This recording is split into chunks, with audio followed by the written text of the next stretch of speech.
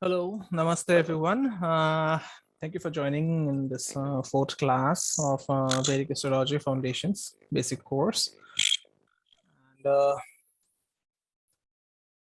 a few of you might be surprised as to why I'm conducting this class on Amavasya Tithi. Okay, so people would say, "Oh my God, he's conducting this class, and no, he's not a good astrologer. He's a fake astrologer, right?" But well, this knowledge of, although it is, it is Jupiterian in nature, it is coming to us through a Rahuvian medium. Okay, we are doing it online, and the internet is all Rahu, in its in its core. So whatever the tithi is, Amavasya tithi is of course ruled by Rahu. Okay, and at the end of the day, because we are doing it from an online medium, from an online platform, so it is very much okay if we conduct this class on an Amavasya. Okay, so I'm not differing from other astrologers who would say that, doing a reading or giving a consultation, or conducting a class on Amavasya, which is the essence, which goes against the essence of Vedic astrology. Okay, I'm not denying that. Okay, I'm not contesting that, but each one of us is entitled to our own views, and we all see the world from our own perspectives. Okay, no one is right, but no one is wrong either.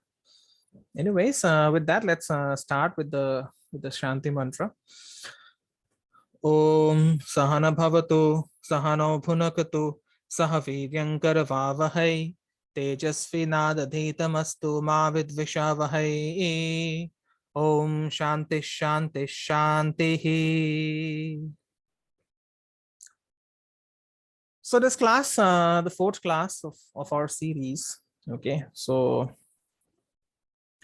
we are still continue, with the astronomical concepts that are associated with Vedic astrology, and in the next class, that means from the fifth class, we will take a deep dive into the astrological concepts. Okay, we'll take a deep dive into the predictions. We'll take a deep dive into the planets, into the rashis, and all the things that we come across. Okay, so this is the last class on astronomy, and I just want to give you an overview. Okay, just let me share my screen.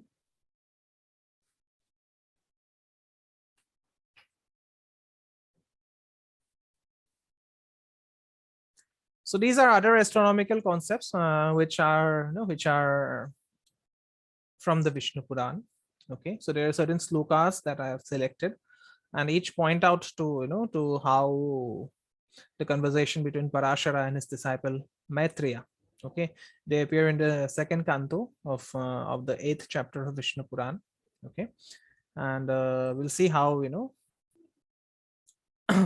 how the ancient teaching methods, they involve the personal instruction by the teacher to his disciple. Okay, and generally what happens is the guru, that is the teacher, he would usually live a life in seclusion. Okay, away from the city, right? Have a select group of disciples. Okay, and those disciples of course would be called as sishyas, and it would be really the good fortune of a shishya if he managed to secure a good guru. Okay, so this brings us to the much debatable topic as to whether we find the guru or whether the guru finds us. Okay, but in my experience, when you are ready, okay, when you have dropped all your ideas, when you have dropped all your all your concepts, the guru will usually come looking for you. Okay, that means the guru will appear when you are ready, right? And it's to become a shishya of a particular guru, it's not only the karma of this lifetime. You would have signed a contract several lifetimes ago to become a part of a particular tradition, a part of a particular parampara. Okay, so it's a contract that is there since times immemorial, since much before our birth. Okay, and this guru shishya relationship is it's a highly affectionate relationship. Okay, because a teacher teaches you something, but the guru does not teach you anything. The guru only showers his grace. Okay, the guru is generally is meant to shower his grace instead of teaching anything to the to the disciple, to the shishya. But then there have been gurus who have been very good teachers as well. Okay, so this equation between the disciple and the guru, it is meant to be a highly affectionate relationship. Okay, and if the guru is also a teacher, then this teacher would actually command more reverence from his disciples more than their parents. Okay, so it was a responsibility of the disciples that you should give more respect or more reverence to your guru than your own parents. Okay, so we know that the ancient historical records of India define their place in the Puran. Okay, and in these Puran, generally what happens is that the flow, or the usual the usual way in how a Purana is narrated is that there is a story that is being told by some by some elevated being or by some elevated sage to one or more seekers of knowledge. Okay, and Vishnu Puran, it is one of the earliest of the Purans. Okay, and there is a dialogue between the sage Parashara and his disciple Maitreya. And for those who have not gone through the BPHS, even the BPHS is a form of a dialogue between between Parashara and Maitreya. Okay, and why I have selected the second canto of chapter 8, because in this canto, the disciple, he wants to know from his teacher the method of creation. Okay, the cycles of creation and annihilation, and what is the cause, what is the cause behind these cycles. All right, and for those who don't know, for those who are not aware, Sage Parashara is of course the father of Vyasa. Okay, and who is Vyasa? He was the compiler of the Mahabharata as well as the Vedas, and he also compiled several Puranas. Okay, so we have discussed in the first class that the Vedas are apurushaya. They have not been written down by anyone. They have just been received, they have been transmuted to the sages at the time of their meditation. Okay, and the Mahabharata, of course, it coincided with the beginning of the Kali Yuga, which is equivalent to 3102 Common Era. Okay, and what I'm trying to say is that this dialogue in the second canto and the 8th chapter of Vishnu Purana is well over 5,000 years old. Okay, and during this discussion, what happens is Sage Parashara, he briefly mentions about the sun god. Okay, the nakshatras and the zodiacs, right? And the slokas that I have selected, I'll share these slokas with you. Of course, I'll not share the Sanskrit version. I'm just share the English translation as they appear in the book by Sagar Publications. Okay, these shlokas, they are relevant, they are relevant to the topic of astronomy that we are discussing here. Okay, and why they are relevant? Because they are also showing the profundity of the knowledge possessed by these Vedic scholars, right? Because the method of instruction, it appears to be very simple and lucid, but then don't be confused by the simplicity of these shlokas. Okay, and just for the clarification of everyone, whatever shlokas I'll be presenting now, they will consider the tropical zodiac. Okay, they are considering the tropical zodiac. They are not considering the sidereal zodiac. Okay, right? all the shlokas that will be presented, we are basing it on the Sayana zodiac, which is a tropical zodiac, and not the sidereal zodiac. All right, so let's go to the shlokas then. So this is the 11th shloka. Okay, so what it is, just a minute.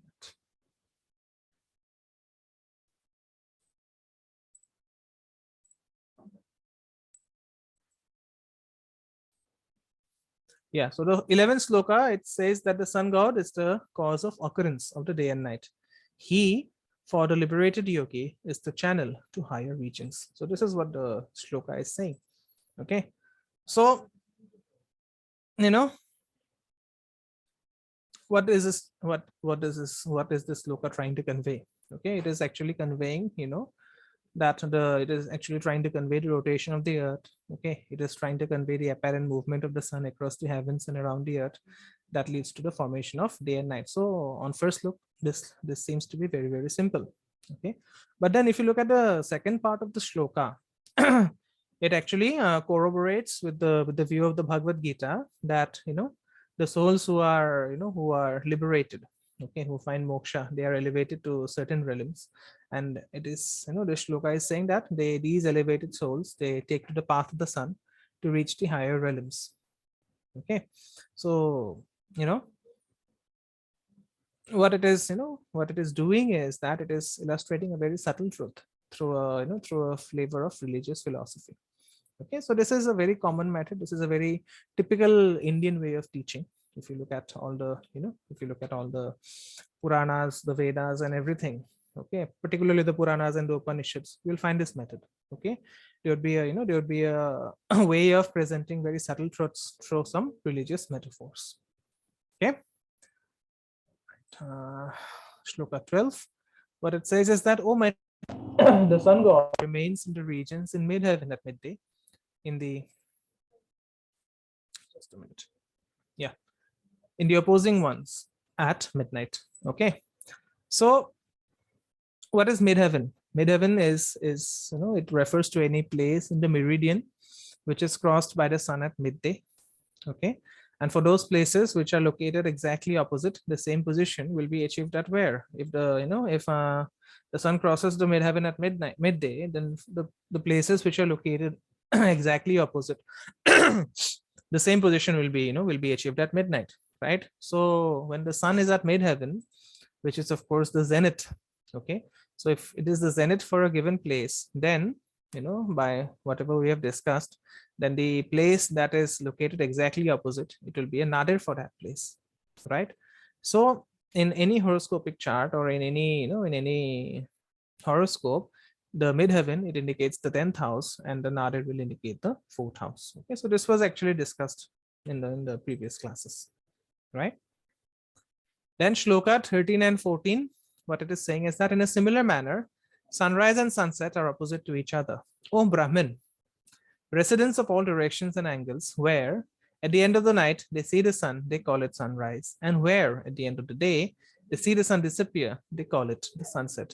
So this is the, the Brahmin, the word Brahmin referred to here is how Maitreya is, is addressing Parashara. Okay, how Maitreya is addressing Parashara.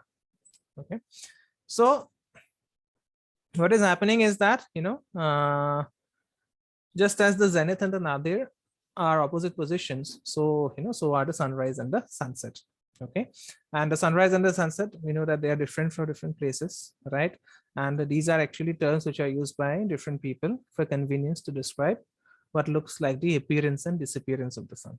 Okay, and in any horoscope, the rising of a sign, it coincides with the first house, and the exact opposite, which is the 7th house, is considered to be the setting sign. Okay, so this is what the shloka is trying to say. Okay, then shloka number 15, what it says is that ever consistent in its position, the sun god, in effect, neither rises nor sets. Only his being seen or being lost to vision are labeled as his rise and his setting. Okay, so what is Parashara saying? Parashara is actually clarifying the relatively fixed position of the sun as compared to the earth, right? And the sun will remain where it is. Okay, and what appears as the setting or rising is not primarily a function of the sun. Okay, we know that it is the rotation of the earth which makes the sun appear and disappear at regular intervals. Okay, so this is what the shloka is trying to say, right? Then shloka number 18. The very rising and setting of the sun has caused the east and the west directions. In effect, the way he illuminates the east, even so he does the west as well as the south and the north. Okay, so what it means is that the east and the west directions are dependent on the on the directions of the rising and setting of the sun. Okay, and on his own part, we know that the sun has nothing to do with these, as he illuminates all the areas equally, right? So the north, the south, the east and west directions are just a consequence of Earth's rotation. Yes, so some traditions, some paramparas will say that you should not look at the chart, say after after midday, after 12 o'clock, or maybe in the evening, you should not look at the chart. What are we actually, what is Parashara saying? Parashara is saying that the sun has nothing to do. Okay, the sun has nothing to do with the with the rising and setting of of its own. Everything is a consequence of the Earth's rotation. Okay, so the sun is always active in the sky, right? So the sun is always active in the sky, and the traditions that say that you should not look at a chart during the evening, the concept was because it is dark, because there is no sun in the sky, you should not look at charts, because the sun is the karaka, one of the karakas for astrology. But is Parashara agreeing to it? He's not. Okay, he's not. He's just saying that brightness and darkness, they are just the consequence of Earth's rotation.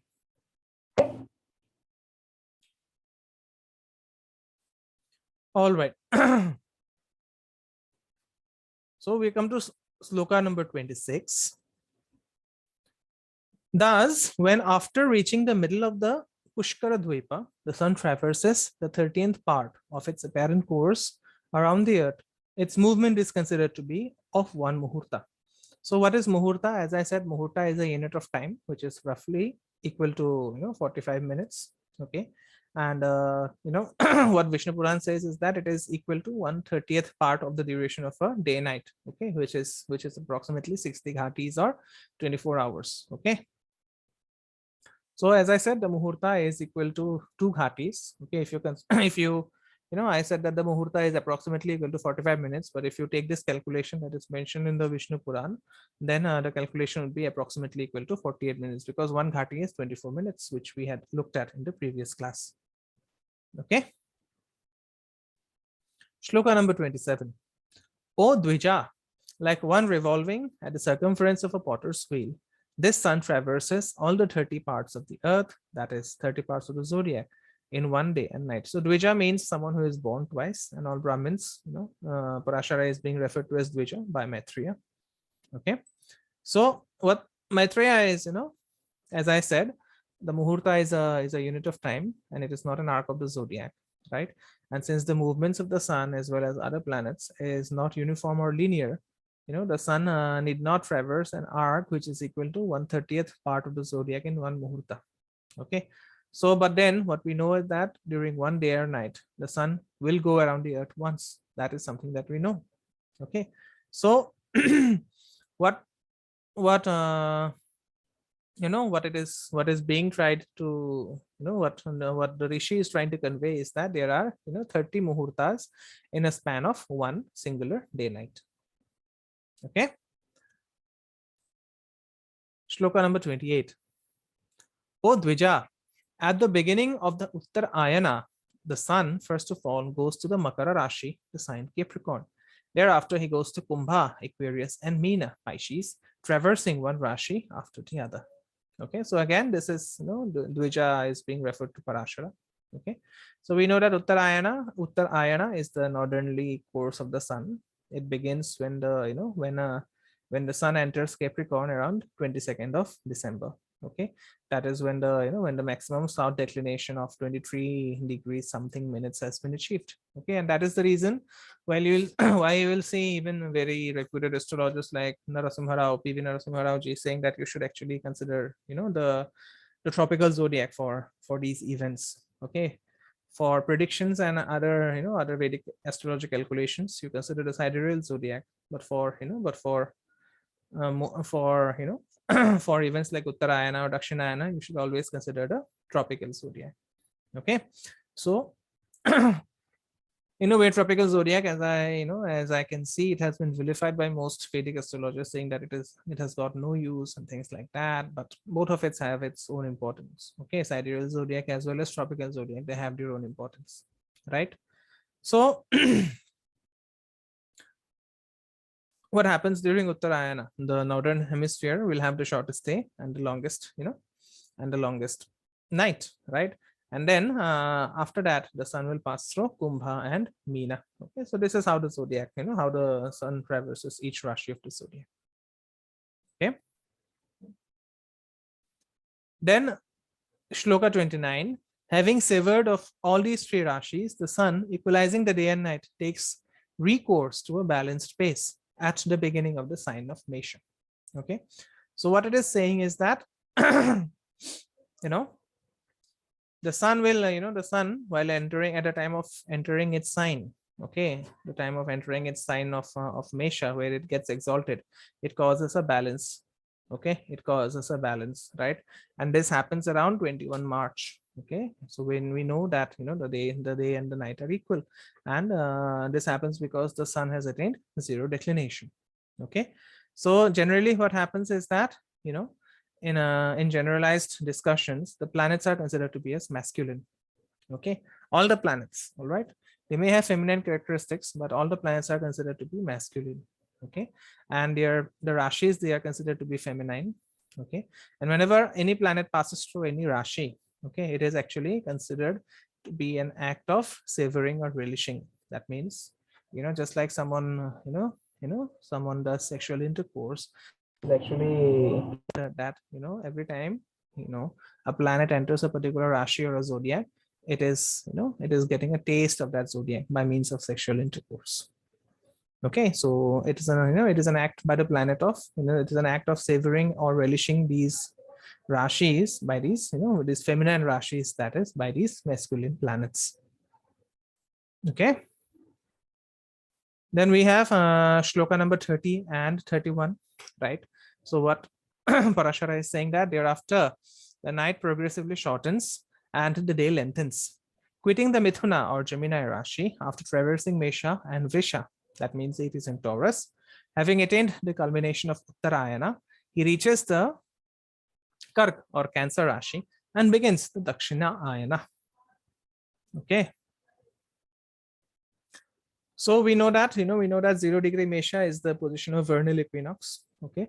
And thereafter, you know, the sun continues its northern movement through Taurus and through Gemini. Okay, and thereafter it will attain a maximum northern declination of 23 degrees 28 minutes, right, at the beginning of Cancer, when the northern hemisphere will have the longest day and the shortest night. And we know that this happens around 21st June.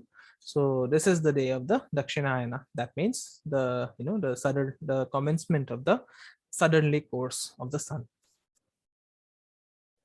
Okay. So then we have shloka 32 and 33. What they are saying is that just as one sitting at the circumference of a potter's wheel moves very fast, so the sun crosses the Dakshinayana at a faster pace. Thus, he traverses his eminent path at a rapid pace in a short span of time, as if driven by the force of a fast wind. Okay. So, you know, what is the sun's path? The sun's path is essentially the 12 signs of the zodiac, right? And what is Parashara doing is that he is pointing to the last day of the Dakshinayana. Okay, the Dakshinayana, of course, is known as the winter solstice, right? And this is the time when the sun traverses the day at a faster pace, right? So this will be true for the northern hemisphere because, you know, because at the end of Dakshinayana or at the beginning of Uttarayana, the day is short and the night is long, right? And you know, this is further explained in the shlokas. That means look at 34, what it is saying. O Dvija, while in Dakshinayana, due to his fast pace during the day, the sun traverses the 13.5 nakshatras in 12 muhurtas. But during the night, due to its slower pace, it traverses as many nakshatras in 18 muhurtas. So very peculiar, isn't it? It's very peculiar.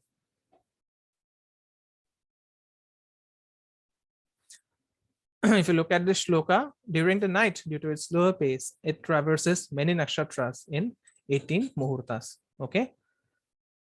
So, you know, from the shloka, there are a few facts emerging, right? So, you know, the shloka is pointing to the last day of Dakshinayana. That is number one, right? And what it is also saying is that the sun has to traverse half the zodiac. That means, you know, that means it is half the zodiac means 13.5 nakshatras. Okay. And that will be equivalent to, you know, 6 rashis.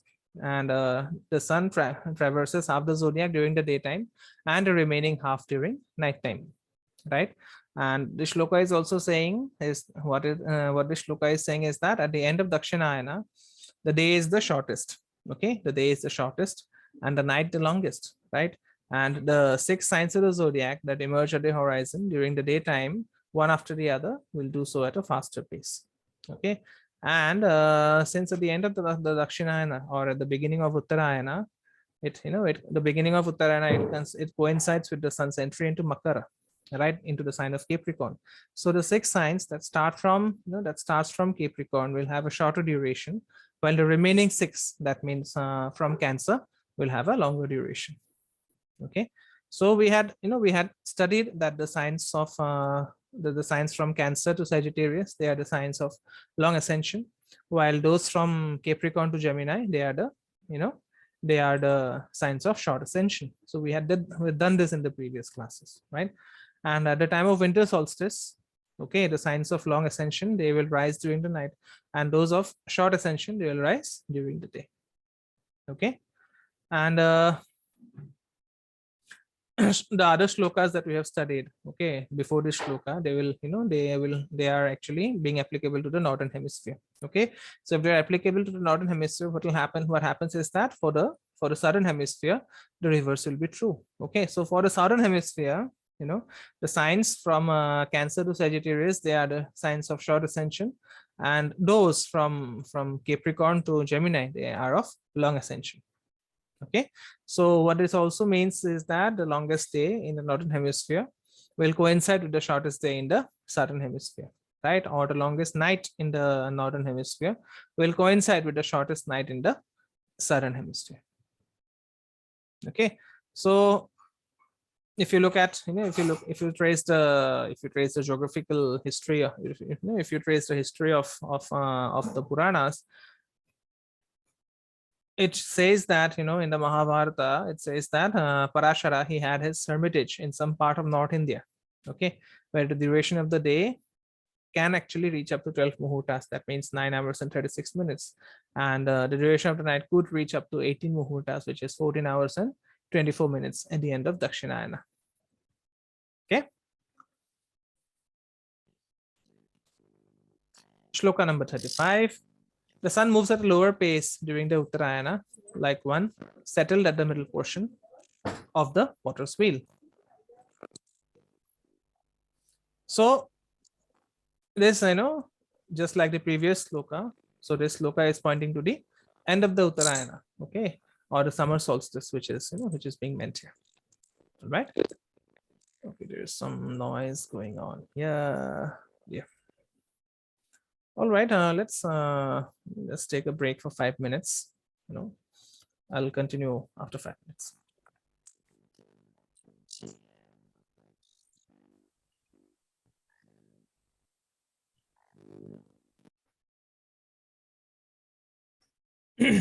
Okay, so shloka number 36 to 38. Before, at this time, versus Elia, I can see your hand. I'll take your questions after we complete the session. Your voice is, your voice is showing some disturbance here.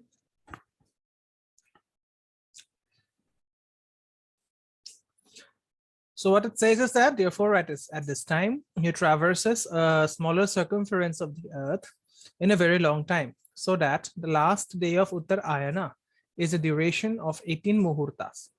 On this day too, the sun, moving at a very slow pace, traverses the 13.5 nakshatras, constituting half the zodiac in 1 day's time. At night, however, he crosses the same number of nakshatras in 12 muhurtas. So this is a long shloka. Okay, so it's a combination of 3 shlokas, that is. So we know that the last day of Uttarayana is the reverse of the last day of Dakshinayana. Okay, and the signs of long ascension from Cancer to Sagittarius, they will rise during the day, while those of short ascension from Makara, that means from Capricorn to Gemini, will rise during the night. Okay, so it's a long shloka, but it is, the meaning is this. Okay, so we have shloka 39 and 40. What it says is that, just as the nave of a wheel rotates at a very slow pace, along with the slow rotation of the central portion of the wheel compared to its mid portion and the circumference, so also the Dhruva, or the pole star, located in the center of the Jyotish chakra, rotates at a very slow pace. Maitreya, just as the central axis of the potter's wheel rotates around itself, the Dhruva too rotates on itself in a similar manner. Okay. So we know that, the pole star is known as Dhruva. Okay, and it is known as the pole star because the position is fixed. And this pole star, or the Dhruva Tara, as we call it in India, it is very close to the, to the true position of the North Celestial Pole. Okay, it is only, say, about 1 degrees away from the true North Pole, right? And this pole star is considered to be, to be the nave of a huge celestial wheel, right? That means the center of a huge celestial wheel. Okay, and innumerable invisible spokes are supposed to, begin from it, or are supposed to arise from it, to attach individually to the innumerable stars and the planets which all revolve around it, all right, along with the rotation of the pole star around its axis. Okay, so these, these various heavenly bodies, they will retain their relative angular relationship with each other as well as the pole star. Okay, so this is what, this is what the shloka is trying to tell. Okay, so shloka number 41, revolving in a circular fashion between the northern and southern limits, the pace of the sun during the day and night varies between slow and fast. Okay, so this is very self-explanatory, isn't it? As I said, the various heavenly bodies will retain their relative angular relationship with each other. Okay, so the pace of the sun will also vary during the day and during the night between slow and fast. All right, then shloka number 42, in whichever ayana the sun's pace is slower during the day, its pace at night is faster, and whatever its pace at night is faster, its pace during the day is slower. Okay, so just a minute, there's a problem with my audio. Yes, so the same thing that was said in the previous shloka is being said here now. Okay, the reverse of the reverse of the above observation is also true. Okay, then comes shloka number 43 and 45. O Dvija, the sun always traverses the same distance. In a day-night span, he savors of all the 12 rashis. The sun enjoys its course through 6 rashis during the day and 6 rashis during the night. Variations in the duration of that day depend upon the extent of the rashis. Variations in the duration of the night too depend upon the extent of the rashis. Okay. So it was, earlier stated that the sun has traveled through, through 13.5 nakshatras during the day, and again 13.5 nakshatras during the night. Okay, so what it means is that 6 rashis during the day and 6 rashis during the night. Okay, and what we are, what Parashara is trying to emphasize is that it is not the sun that traverses these rashis during the day-night span. It is the 12 rashis that successively rise at the eastern horizon during the 24 hours. Okay, the sun only appears to move around the earth, right? However, in a horoscope, the sun passes through 6 houses of the chart as the 6 signs rise during the day. And similarly, it passes through 6 houses of the horoscopic chart as the other 6 signs rise during the night, right? So what it essentially means, okay, I hope you're getting the concept. Okay, it is not the sun that is moving through the rashis. It is actually the 12 rashis that are successively rising at the eastern horizon. Okay, so what it means is that the the location of the sun in a horoscope will indicate the time of the day the horoscope is cast. Yes, the location of the sun will actually tell you the time of the day. Okay, the horoscope is cast for. This is useful in birth time rectification. This is useful in prashna as well. Okay, for example, if you see the sun in the first house of any person, okay, you can say that that the person was born during during the day, okay, during sunrise, basically. Okay, so if you see the sun in the 7th house of a horoscope, you can say that the person was born during sunset. If you see the sun in the 10th house of the horoscope, you can say that the person was born during midday. Okay, so that is how you can just do birth time rectification. Birth time rectification is a huge topic. Maybe if we have if we have the time, or if I have the energy left after this course, then we can actually have a course on birth time rectification. Okay, that is for a later part. So what happens is that when the signs of long ascension, they rise during the day is shorter and the nights are longer.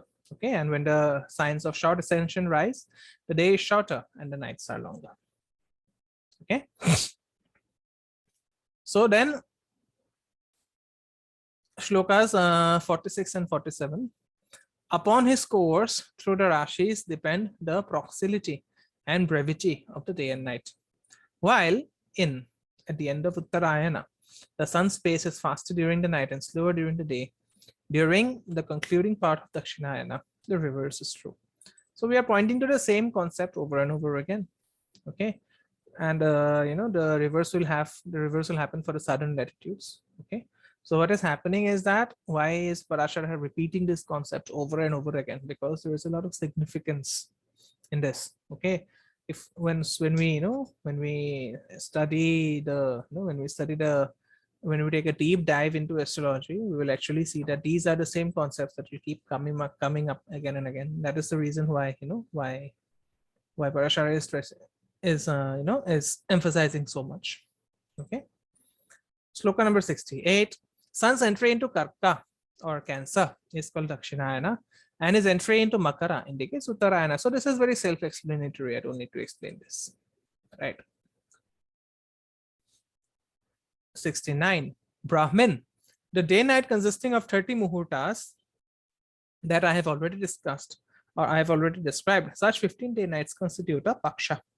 So again, this was something that we had done in the last class. Okay, so what is paksha? We know that half lunar cycle from new moon to full moon or from full moon to new moon is called paksha. So today being Amavasya, so the Krishna paksha ends. Okay, the Krishna paksha ends and the Shukla paksha begins from tomorrow. Okay, so we know that Krishna paksha is between full moon and new moon, and Shukla paksha is between the new moon and full moon, right? Shloka number 70. Of 2 pakshas is a month, 2 solar months make a ritu, and 3 ritus make an ayana, and 2 ayanas give rise to a varsha or a year. So this is a very simple calculation. Okay, a ritu, it means a season. Okay, for those who are not familiar with the term ritu, it means a season. Okay, and there are 6 ritus of 2 months each. Okay, so these are the ritus. Okay, so Vasant, it falls from you must know the Sanskrit names of these of these terms of these seasons. So it is approximately between March 21 to May 20. Okay, and there is a Lord of the Ritu as well, that is ruled by the planet, which is Venus. Vasant is actually spring. Okay, Grishma is summer, which is between May 21 and July 20. So this is ruled by the Mars or Sun. Okay, Varsha is the monsoon. Okay, so it is between July 21 to September 21, which is ruled by the moon. Sharad is autumn. Okay, so this is again between September 22 and November 20. It is ruled by Mercury. Hemant is November 21 to January 20. It is ruled by Jupiter. And Shishira, it is Hemant is winter. Okay, and Shishira, it is the start of spring basically. Okay, so it is from January 21 to March 20. It is ruled by Saturn. Okay, so people in India will say that we have only 2 seasons, summer and winter. Okay, but for those who are living in in the West, they can verify this. Yeah, I can go back. Why not? Is this the slide, Leah?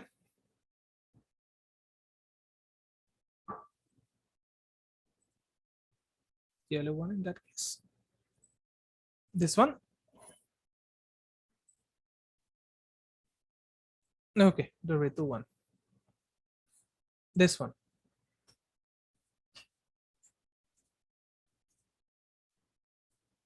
So 2 solar months is a Ritu.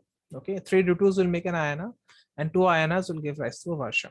Okay, so this is the slide that will show you the Ritu and the Lord of the Ritu. Okay, and the equivalent months. This one, I suppose.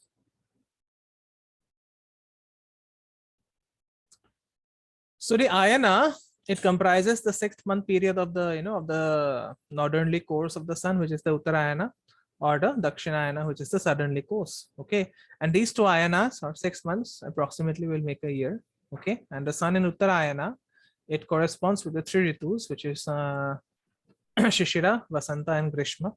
Okay. And the Dakshinayana phase will correspond with the remaining 3 ritus, that is Varsha, Sharad, and Hemant. Okay.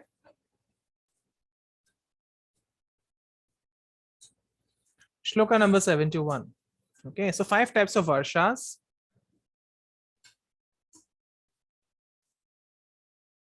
I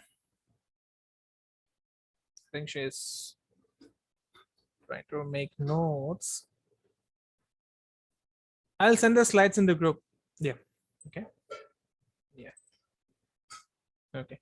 So then comes this shloka. 5 types of Varshas or years, variously worked out on the basis of 4 types of months, are called Yuga. And this Yuga, as we had discussed in the last class, it is the basis of all time determination. Okay, like the Mala mass, or which is also known as the intercalary mass. Okay. So,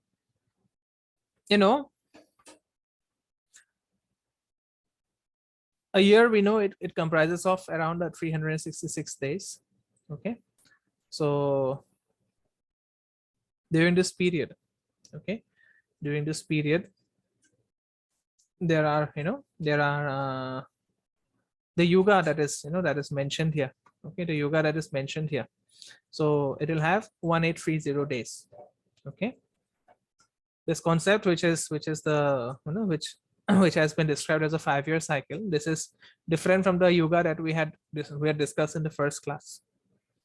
Okay, so the year, because we are considering the tropical zodiac, so the year will comprise of 366 days. All right, and the yuga, okay, it will have 1830 days. That means 366 into 5. Okay, and during this period there will be 61 months of 30 days each. Okay, and a solar month, we know that it comprises of 30.5 days. Okay, and what we also know is that there would be approximately 62 lunar or synodic months, which will also account for the 2 intercalary months. Okay, and what are the 4 types of months we have? Okay, number 1 is Saura. Okay, the 4 months that we have, number 1 is Saura. Saura is based on the solar revolution of 1 year. Okay, that means it is the journey of the sun from through one zodiacal sign. Okay, that is Saura. Then Savana. Okay, what is Savana? Savana, Savana, 1 Savana day is the duration of time from one sunrise to the next. Okay, so a Savana month will comprise of 30 Savana days. Okay, lunar, of course, it is the period of 1 new moon to the next. And then nakshatra or sidereal, it is based on the sidereal day, which is equivalent to 1 nakshatra to the next. Okay, so Saura, we have Savana, we have lunar, and we have nakshatra or the sidereal. Okay, then this shloka 72, the first of these varshas or years is called Samvatsara. The second is known as Parivatsara. The third is Idvatsara. The fourth is Anuvatsara. And the fifth is Vatsara. Okay, so this whole period of 5 years is known as Yuga. All right, so this is according to Narada Samhita. Okay, the concept is has appeared in the Vishnu Puran from the Narada Samhita, that is. Okay, so it says that 5 years make a yuga, and the presiding deities that that comprise the presiding deities, okay, of the 5 years that comprise the yuga, they are Agni. Okay, Agni is fire. Then there is Surya, which is the sun, Chandra, which is the moon, then Brahma and Shiva. Okay, so what it means is that there are 12 yugas making a cycle of 60 years. Okay, and these 60-year cycles, they are known as Jupiterian cycles or Jupiter's years. Okay, and different methods of their calculation are followed in North and South India. Okay, in North India, for example, the Jupiterian years are determined by the entry of Jupiter, by mean motion or by true motion. Okay, by mean motion into different zodiacal signs beginning from Aquarius. And in South India, the Jupiterian year will always start from April 13 or 15. That means, sorry, from on April 13 or 14. That means on the day when Sun enters into Mesha. Okay, under the sidereal zodiac. Okay, so in either case, the order, whichever method of calculation you may use, in either case, the order of the 60 years is the same. And the first year is known as Prabhava. Okay, the first year is known as Prabhava, right? So I'll share this list of Jupiterian years, okay, and the equivalent years of the Christian era. Okay, consider the years from 1951. Okay, so the first year is known as Prabhava, right? So this is something that you can use for your information. Okay.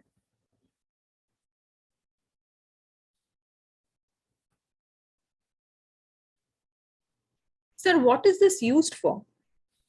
If you are actually, if you're actually making a birth chart by your own hand, okay, you're not using the software, then you can, you have to use these terms or these calculations to make the divisional charts. Okay, but now, as I said, we have the software, which is a big blessing for all of us. We are not into making chart by hand, but generally, if you're making a chart by hand, which is very much possible, you can also make the divisional charts by your hand. Then you have to know these calculations. Okay, I'm just sharing so that at least we can know, what our ancients used to go through while making a chart. Okay, and then what happens is that there are some astrologers, like who want to, who are still having the habit of making the chart by their own hand. For example, Freedom Cole, I know he makes all his chart using his own calculations, his own hand. Previously, when Sanjay Rath started his consultations, he used to make it by his own hand. Nowadays, I don't know whether he makes it or no, whether his age allows him to do it or no. Even some local astrologers that I have, especially in my city, they make a chart by using their own hand. And what happens is that when you make a chart using your own hand, the calculation will take almost 7 to 10 days. Okay, if someone is making a chart by his or her own hand, to give the predictions will actually take 7 to 8 days to come. Okay, and there will be predictions for by these different years as well. Okay, and that is the reason, that is the reason why, why most astrologers, they will charge an amount for the consultation that people think that, oh my god, how can he charge so much? But if you are actually making a chart by hand, it becomes very, very justified. It becomes very, very logical for the astrologer to charge that amount of money. Okay, for example, there is a astrologer I know, who charges around 70,000 rupees for one consultation, because we have discussed in the previous class also. Previously, this art or science of Vedic astrology, it was meant only for the kings. Okay, and when you do astrology for the kings, you cannot rely on any kind of software, because if you make a mistake, your head is gone. Okay? So it becomes very justified for the astrologer to make a chart by his hands, and there will be different predictions going out for these months. Okay, so Leah just wants me to go back to the previous chart regarding the Varsha. Okay, so the sloka is 71. Okay,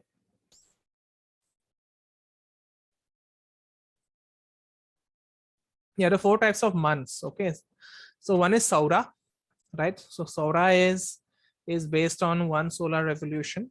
Okay, that means the journey of the sun through one zodiacal sign. That is Saura, Saura, Saura. Okay, then we have Savana, Savana, Savana, or Savan, Savan.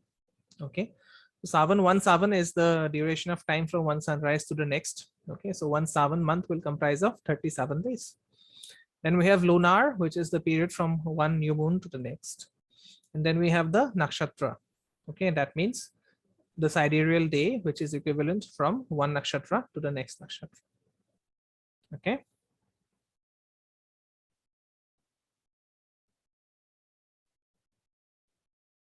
Okay, here, prepare.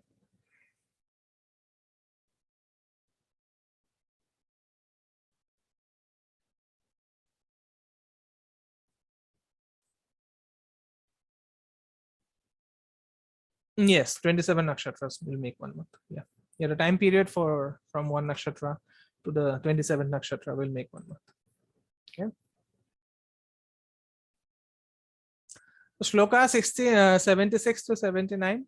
Muni. So Muni is again Parashara here. When the sun is in the first part of the Kritika nakshatra, equivalent to the concluding part of Mesha, and the moon decidedly in the fourth quarter of Vishakha, which is of course the beginning of Vrishchik, or when the sun is in the third quarter of Vishakha nakshatra, which is equivalent to the concluding part of Tula, and the moon is in the beginning of Kritika or the end of Mesha, there occurs the most sacred moments called the Vishubha or the equinox. So we know that in Sanskrit the word for equinox is Vishubha. Okay, so this time is appropriate for making offerings, etc., in respect of the devas, the Brahmins, and the Pitras. It is as if at this time the devas would receive the offerings with their mouths open.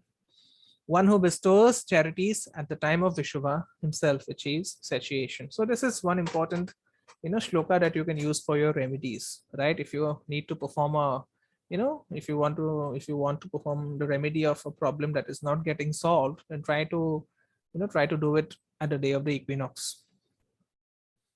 Okay, try to do it at the day of the, of the equinoxes, basically. Okay, so this is important. But there are other concepts like Agni Mukha, okay, Agni Vasa. Narasimha Rao has done a lot of great work on bringing homas to the homes of everyone. Okay, but how many of you know the concept of Agni Mukha and Agni Vasa? I don't think most of you do. Okay, so this is very important to know, Agni Mukha and Agni Vasa. Okay, because if the concept of Agni Mukha and Agni Vasa is not followed, then the purpose for which a homa is done, that entire purpose will be defeated. Okay, you might get a completely contradictory result to what you wanted while doing a homa. Devashi, can you actually throw a light on these two concepts? I can do it. Yes. The thing is that Agni Mukha, see, the thing is, whenever you're doing a homa, okay, whenever you are doing a homa, there is a particular planet that you are trying to propitiate. Okay, suppose you are doing a homa for your child to do well in studies. In that case, you are doing the homa for Mercury. Okay, so there are certain days when Mercury will gladly, the devata of Mercury, Buddha devata, the graha devata, the devata of Mercury is willing to accept the offering from you. Okay, that can be calculated as well. So if the homa is done on that day where Mercury is not accepting the offering, in that case the entire process is wasted. Okay, you don't get results. That is the reason most of the people, they do certain thing, they do a very elaborate puja, they do a very expensive ritual, and then they don't see results. What happens in that case? In that case, it means the Agni Mukha was not there. Okay, that means the Agni Mukha was not there. So you are doing Agni Vasa. Agni Vasa is when the offering of the homa is whenever you do a homa, the offering has to go to the earth, because Agni is the ruler of the earth realm. Okay, the offering has to go to the earth. So there are certain days only on which the offering goes to the earth. If it goes to the earth, then only the homa is successful. Now the offering can also go to the sky. In that case, the homa is not successful. That means you do a homa, you don't get results. As simple as that. Then there is another place which is known as the Patal Lok. Okay, so if the offering goes into the Patal Lok, then what happens is that you will get a exactly opposite result of whatever you wanted to accomplish during the homa. Okay, that is the concept of Agni Vasa. Okay, now some people will say that, okay, I want to do say a Kali homa or a Shiva homa on Amavasya. So if today the Amavasya is falling on Sunday in India, so today, the Agni Vasa is there. That means the offering will go to the, the offering will go to the earth. So today a homa can be performed. But suppose this Amavasya would have fallen on a Tuesday, then the offering would have gone to the Patal Lok. In that case, suppose you are performing a homa for peace, there are a lot of fights and arguments at home and you're performing a homa for peace, the fights and arguments would actually double up. Okay, so this is the concept of Agni Vasa. Thank you. But Devashi, I'll take a little bit of time. But whenever we are doing those kind of things, like I don't know whether Narasimha ji, like Manish sir and Narasimha ji, these two are like like people who have taken the Homa movement ahead. But what if people like normal people who don't kind of understand these, because I have signed up for your class. I'm glad I got this concept right. I understood it. What about those commoners who actually don't understand that? That means that if you are not offering it in those to the fire at the assigned day, the offerings will not go to the gods. No, they are not. They are not. That is the reason that you require a priest for the homa. The priest has to check everything. Okay, there would be people in the olden times when they will, if you have to perform a homa, they will make you wait for a year. That okay, you come on this year, I'll do the homa. And people would keep wondering as, oh my God, why is he postponing so much? Why cannot we have the homa tomorrow? Because tomorrow might, there might not be any Agni Vasa or Agni Mukha for the next 1 year. Okay, so that is the reason you need a priest. Okay, and I don't have anything about the Homa movement, right? They have made people familiar with a few, concepts of the Vedas. But at the end of the day, you have to be very careful about Agni Mukha and Agni Vasa. And, there will be no software that will tell you how to calculate Agni Mukha and Agni Vasa. You have to do it by yourself. Wow, that's like really nice. Thanks, Devashi, a lot for speaking a little bit about this concept, because I was thinking maybe I'll just start up with the homa and all. But then I think puja and all like rituals, why it is done at an assigned time, nakshatra, it needs a lot of technicalities, which we are already losing it, Yeah, obviously, because see, it's very good if the Vedic concepts are taught to a younger generation. Okay, but not at the cost of losing the technical details. Nowadays there is another concept that Bhagwan to bhakti ke bhukhe hai. You pray to Agni with a lot of bhakti and then put your hand in Agni. Will Agni not burn you? Of course it will, no? So it's a chemical reaction that will not only require, it will not only require a catalyst, it will also require certain specific conditions for it to work. Water does not get produced unless 2 molecules of hydrogen react with a single molecule of oxygen. It could have been 3 molecules, it could have been 4 molecules, and then you could have added all your bhakti and then asked, water, now they produce yourself. But it does not happen that way, right? So bhakti is of course important. It's your catalyst. It's a catalyst that connects you to that source, to that supreme power. But more than that, you also have to follow the technicalities, right? Anyways, so this is an important shloka because it is actually referring to this, to the time when the text of the Vishnu Purana must have been put in written form. Okay, must have been put. I don't know. I cannot verify. Okay, and we know that the Vedic texts, they are known as. Where do we get this information about Agni Mukha timings? Ask me. I'll tell you maybe one day how to calculate it. Okay. So what happens is that Vedic texts are of 2 types. One is Shruti and the other is Smriti. Okay, Shruti is something that is, it is something that is orally transmitted. Okay, and Smriti is something that is written down. Okay, so Smriti is memory, and memories are always written down. All right. So in these 2 shlokas, okay, the sidereal position of the time at the sidereal position of the sun at a time of 2 equinoxes is mentioned. Okay, and in case of vernal equinox, the sun has been mentioned as being in the first part of Kritika Nakshatra, which is equivalent to the sign of Aries. Okay, so Kritika Nakshatra, we know that it falls between 26 degree and 30 degrees of Aries. Okay, and if you look at the Ayanamsha, so which Ayanamsha you will use? You'll always use the Lahiri Chitrapaksha Ayanamsha. Okay, we'll always use the Lahiri Chitrapaksha Ayanamsha. Okay, so if I've done the calculations. Okay, so that is the reason I'm saying that it is correct. Okay, so if you take the Ayanamsha of of 23 degrees 27 minutes at the end of 1994.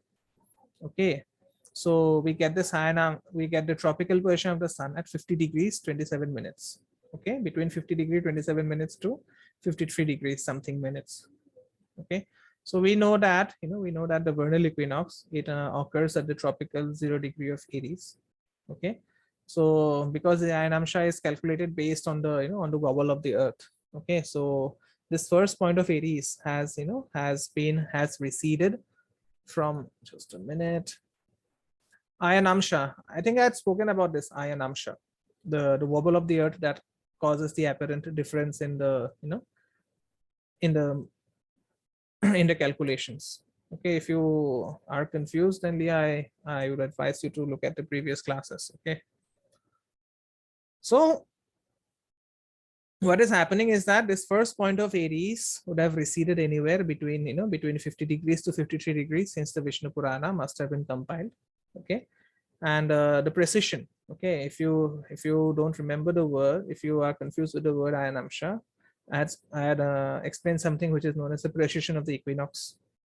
Okay, so if you consider the mean value, okay, the mean value of 50 degrees approximately as the as the precision of the equinox, the this precision will work out to be approximately approximately equal to 3614 years. Okay, 36 yeah, there are Sanskrit words, I understand, but you have to remember them. Okay, so if you consider this this mean value of 50 degrees something minutes, okay, as a precision of the equinox, what happens is that this precision, it works out to be equivalent to approximately 3614 years, between 3600 to 3800 years. Okay, and we know that the Mahabharata, it occurred it occurred between it occurred more than more than 5000 years earlier. Okay, since the time of the beginning of Kali Yuga, and Manish Panditji has done a lot of work on dating the Mahabharata. Okay, so follow his work instead of following Nilkanth Oakji's work. Okay, nothing against Nilkanth Oakji, but please follow Manish Pandit's work on dating the Mahabharata. Okay, so what I'm trying to say is that when this Vishnu Puran was actually put out in written form, the vernal equinox must have been occurring at the sidereal position of the sun, which has been mentioned in this sloka. Okay, so the autumn equinox has been mentioned as occurring at the time when the sun was in Tula. Okay, what is when the sun is in Tula? Okay, when the sun was between 26 degree to 30 degree, it comes out to be the same value. Okay, and what is Kali Yuga? Kali Yuga is the is the start of the the Kali era is the start of Kali Yuga, and we know that it started after the after the death of Krishna, right? When Krishna left his body, the Kali Yuga started, and this has been actually asserted by asserted by Aryabhatta, who was supposed to be born in 476 Common Era. Okay, and this was something that was said by Aryabhatta. Okay, the start of Kali Yuga. What Aryabhatta said is that when 3 quarter yugas, that is Krita is Satya. Okay, Krita is Satya. Then Treta and Dwapara had passed, and also 3600 years in the 4th, namely the Kali Yuga.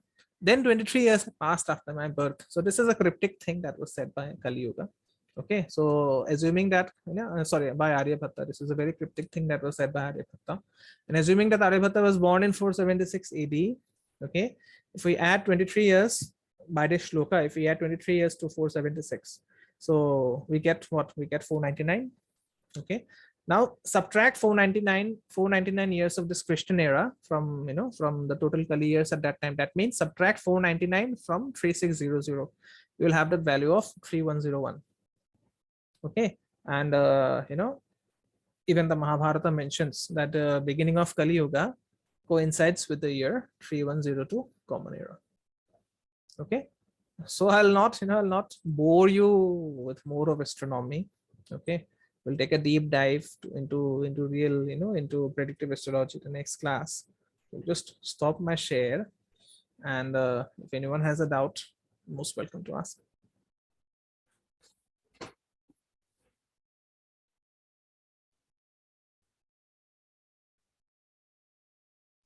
I find the astronomy part a little difficult, you know, Devarshi. Yeah, it will be because the point being, earlier it was a prerequisite for any astrologer to be very fluent with the astronomical part. Nowadays, of course, we have the softwares to do all the, all the calculations for us, so we don't have to rely much on the astronomical part.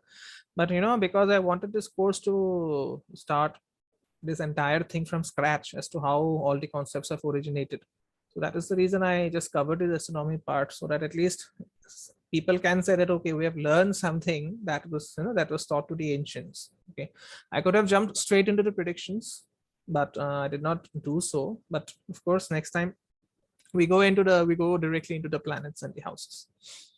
Okay.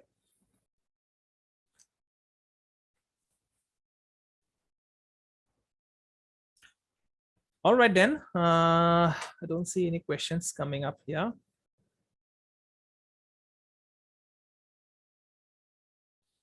Okay. All right. The recordings should be available by either by tonight or by tomorrow morning. And thank you all for joining. So next Sunday we will take a deep dive into the planets and the houses, and we see how they can be applied, to Vedic astrology and what it means, what everything means, putting it all together. That is okay. All right then. Thank you very much. Thank you for joining in. I'll see you next week. Om Gurave Namah. Thank you. Yeah, my pleasure.